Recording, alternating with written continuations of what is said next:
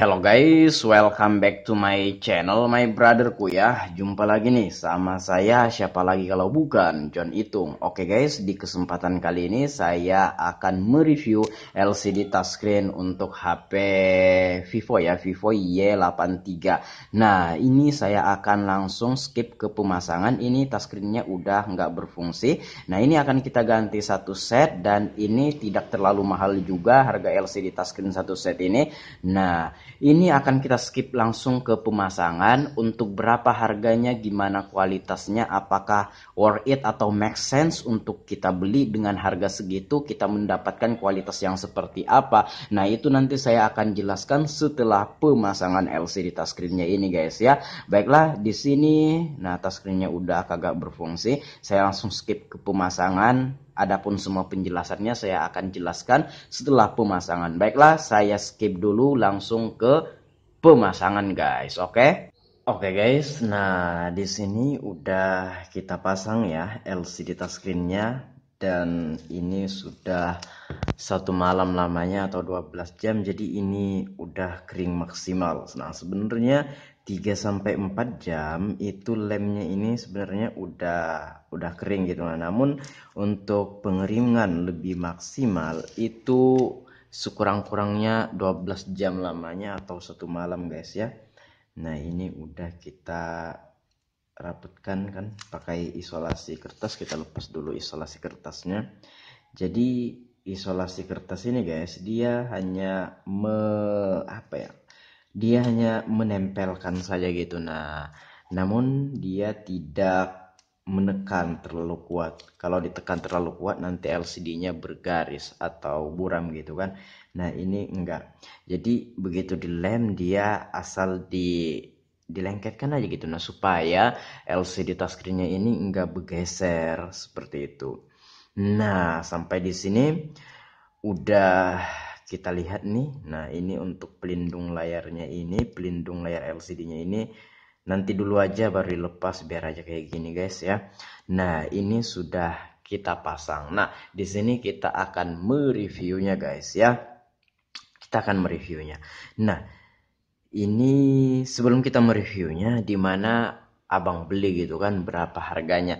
Nah, saya beli di toko Graha ya. Nah, di toko Graha Superpart. Nah, harganya saat saya membeli 193.000. Kalau sekarang berapa? Coba kita live view atau melihat harga sekarang. Oh, 179. Ya, 179 dan terjual. Wih, ini angka penjualnya yang lumayan guys ya, 4,6 ribu.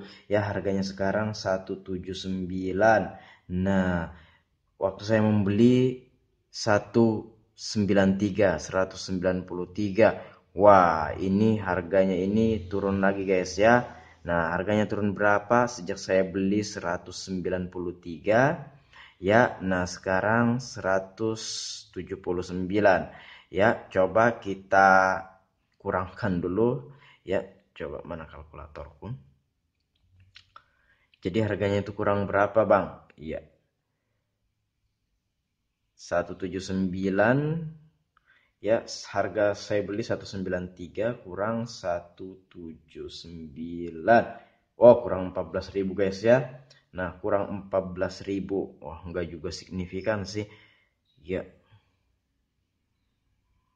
Ya, enggak juga terlalu jauh signifikan tuh. Cuma 14.000 ya untuk pengurangan harganya. Dan ini ya, ini adalah LCD touchscreen Vivo Y83 yang kita beli. Nah, ternyata cocok juga guys ya untuk Y81. Dan ini saat kita membeli harganya 193. Nah, baiklah, di sini kita akan ngikut harga ini aja ya, ngikut harga yang saya beli ini guys ya, karena saya beli itu 193.000 ya. Walaupun sekarang udah turun, namun ketika saya mereview LCD touchscreen ini saya menggunakan harga yang 193.000. Nah, bagaimanakah harganya ini?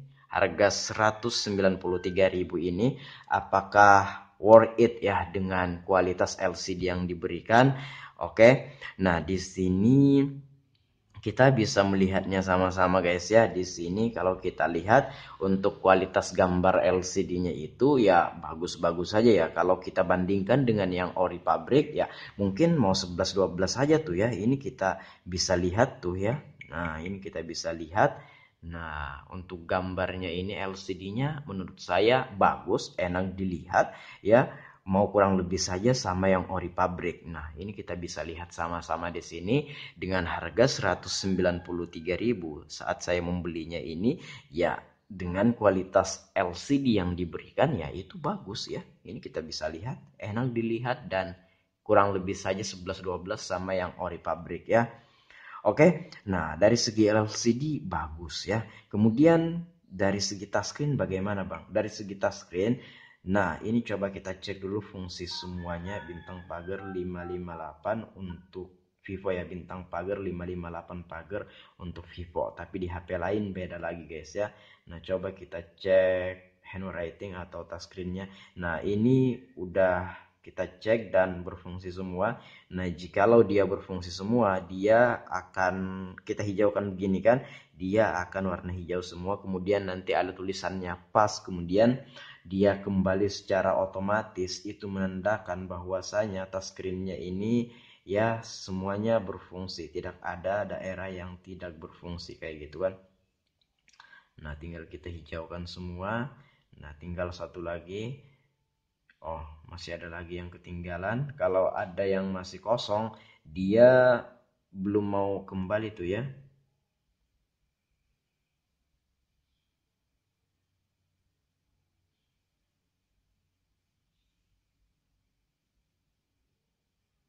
Ya, padahal sudah penuh nih. Di mana lagi yang kosong?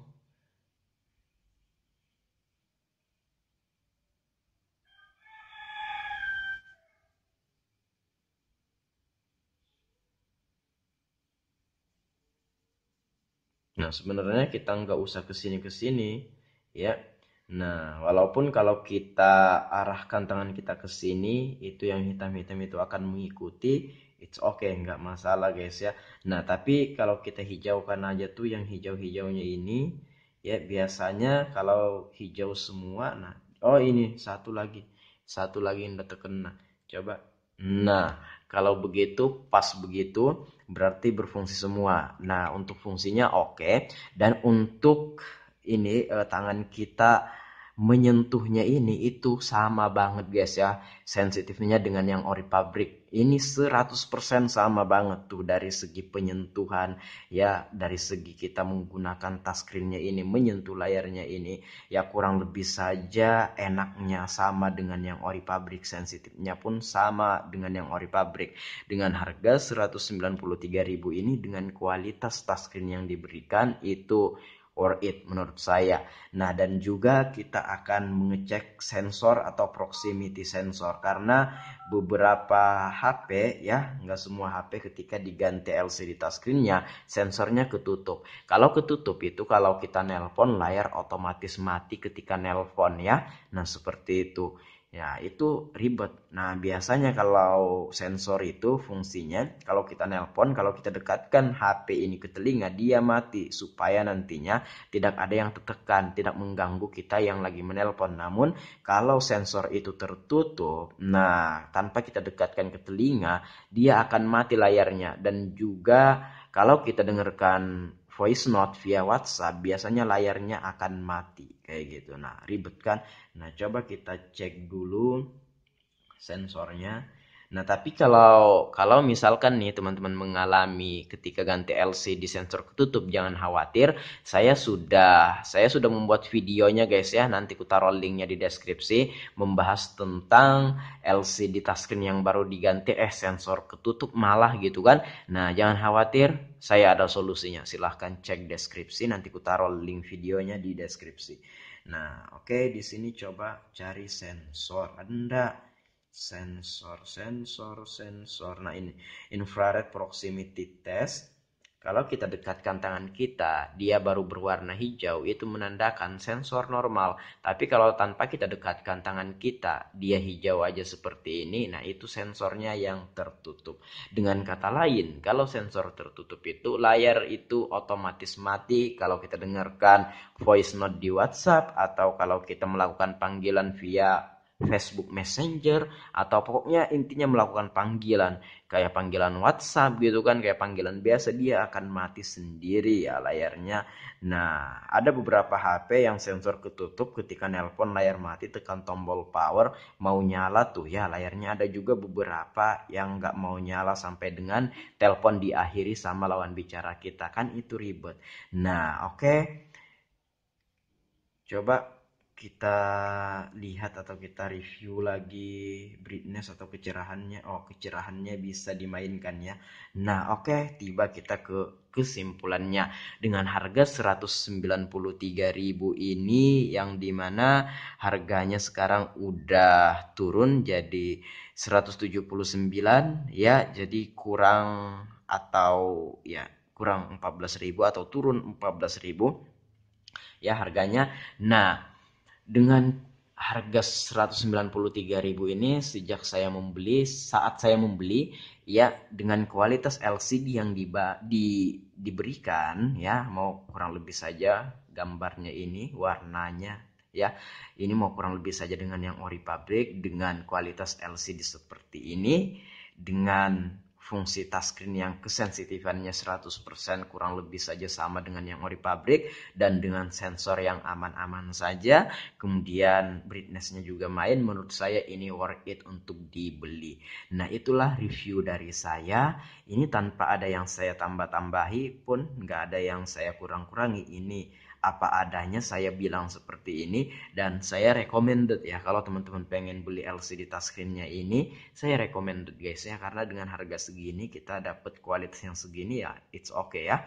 Nah, tapi apabila kamu di counter kan pengen ganti LCD touchscreen ya, harganya nggak segini juga, nggak 193.000 juga ya, itu kan harga orang counter ngambil ke toko online. Nah, kemudian belum lagi jasanya, belum lagi sama ongkir gitu kan. Hampir lupa ya sebelum saya akhiri video ini ya. Nah, yang terpenting yang kelupaan saya sampaikan adalah bahwasanya ya, dengan harga segini kita lihat secara fisik, dan ternyata ketika dipasang tipisnya sama banget dengan yang ori pabrik guys ya. Tidak ada cahaya yang bocor dari samping. Biasanya kalau LCD itu ketebelan atau merenggang, ada cahaya yang bocor dari samping. Nah, ini kita lihat. Nah, secara fisik oke banget guys ya. Bahkan kalau kita nggak ngasih tahu nih sama orang bahwa kita pernah ganti LCD touchscreen, ya orang nggak bakalan tahu. Mungkin dikiranya ini yang original karena tidak berupa atau tidak berbentuk. Ini bukan yang original itu. Ini sama banget dengan yang original secara fisik. Tuh, ini kita lihat. Tidak ada cahaya yang bocor dari samping. Semuanya ini rapet banget, presisi,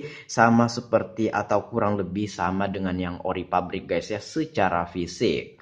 Nah, oke, demikian, semoga bermanfaat ya. Nah, kalau